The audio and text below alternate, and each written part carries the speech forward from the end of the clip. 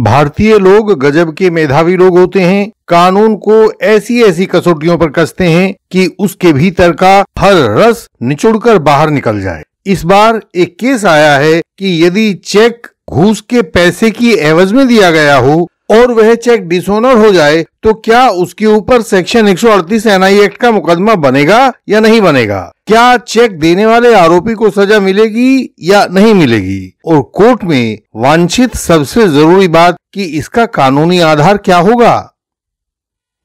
Punjab police में भर्ती निकली हुई थी सुरेंद्र के किसी रिश्तेदार को पुलिस में भर्ती होना था। रामदेव बोला कि 1,20,000 रुपये दो, मेरा जीजा भर्ती करवा देगा। यह केवल पंजाब का ही नहीं, उत्तर प्रदेश, हरियाणा, राजस्थान, मध्य प्रदेश आदि में यह बहुत अधिक स्थानों पर होता है। सुरेंद्र की तरफ से पैसे दे दिए गए, लेकिन तभी बीच में भेद खुल गया कि यह सब तो एक फ्रॉड गेम खेला जा रहा है। तो रामदेव व उसके जीजा अमनदीप के खिलाफ सेक्शन 420, 120 बी आईपीसी में केस दर्ज करवा दिया गया।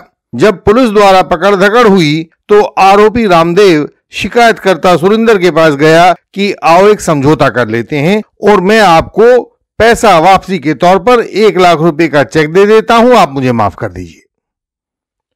यह समझौता 5 अक्टूबर 2016 को हुआ था और 2/11/2016 को यह चेक बैंक में डाल दिया गया था।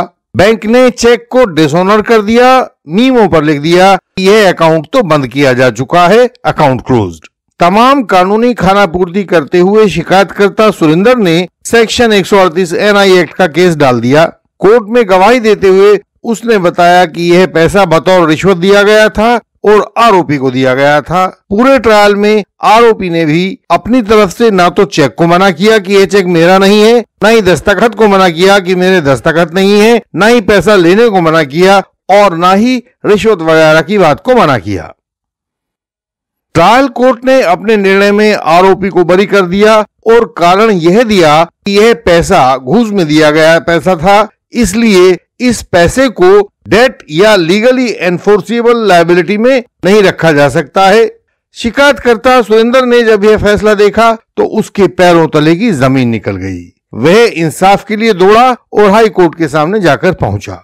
उनका हाई कोर्ट पंजाब और हरियाणा हाई कोर्ट हुआ करता है, तो वह वहां गया और उसने एक क्रिमिनल अपील दाखिल की।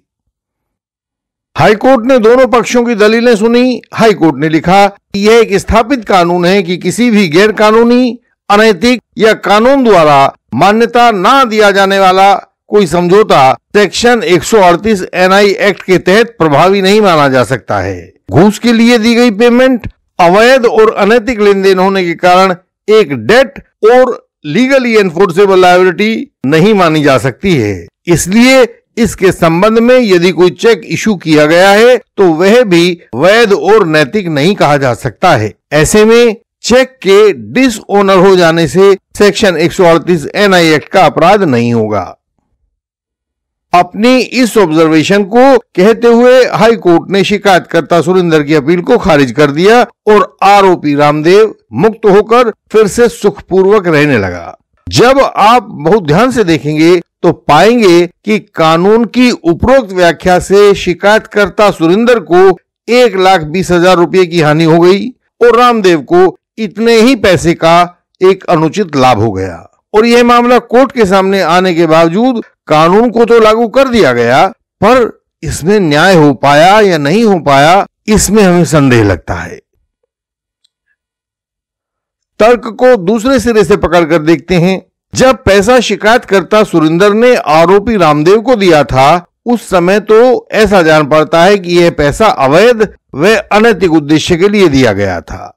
लेकिन जिस समय आरोपी रामदेव ने उस पैसे को लौटाने के लिए चेक दिया था तो उस समय तो संभवतः वह चेक देनदारी की एवज में दिया गया चेक था। तो क्या अब भी इस चेक को अवैध या अनैतिक कहा जा सकता है? क्योंकि वह तो पहले से दिए गए पैसे को वापस पाने का तरीका था। क्योंकि आरोपी का चेक पहले लिया हुआ पैसा उल्टा करने के लिए दिया गया था, अतः सामान्य रूप से देखने पर यह अनैतिक और अवैध नजर नहीं आता है। हम यहां पर यह आर्गुमेंट नहीं करेंगे कि हमारा पॉइंट ठीक है या गलत है। हम तो केवल यह कह रहे हैं कि मान लीजिए यह मामला सुप्रीम कोर्ट में आपके सामने आ जाता है। दोनों तरफ के फैक्ट्स और दोनों तरफ के आर्गुमेंट्स आपके सामने हैं। तो अब आप क्या वही हाईकोर्ट वाला फैसला कर देंगे और घूस की रकम को हमेशा के लिए आरोपी को दे देंगे, या कुछ कानूनी तरकीब निकालेंगे कि शिकायतकर्ता सुरेंद्र को उसका पैसा वापस मिल जाए? कम से कम पैसा तो मिले यदि नौकरी नहीं मिली है तो। हम आपके विचारों का इंतजार करेंगे। जो व्यूअर्स इस फैसले की कॉपी चाहेंगे तो हमारे व्हाट्सएप नंबर पर मैसेज भेजकर मांग सकते हैं। आज का केस है सुरेंद्र सिंह वर्सेस रामदेव। यह एक क्रिमिनल अपील थी जिसका नंबर 233 ऑफ 2021 था। इसे जस्टिस मंजरी नेहरू कौल ने 15 अक्टूबर 2024 को, यानी कि बस अब से कुछ ही पहले डिसाइड किया था। इंडियन लीगल सिस्टम उन लोगों को राह दिखाता है जो झूठे आधार पर कानूनी केसेस में फंसा दिए गए हैं। हम उन लोगों के केस पढ़कर समाधान समझाते हैं। कोई कानूनी अड़चन हो तो इंटेंसिव कंसल्टेशन के द्वारा उसको हल करते हैं। क्वैशिंग और डिस्चार्ज के बारे में सही कानूनी स्थिति बताते हैं ताकि आपका समय और संसाधन नष्ट ना हो। आवश्यक होने पर हमारा अपराजेय क्रॉस एग्जामिनेशन तो होता ही है। कोई झूठा गवाह आपको अब परेशान न कर पाएगा।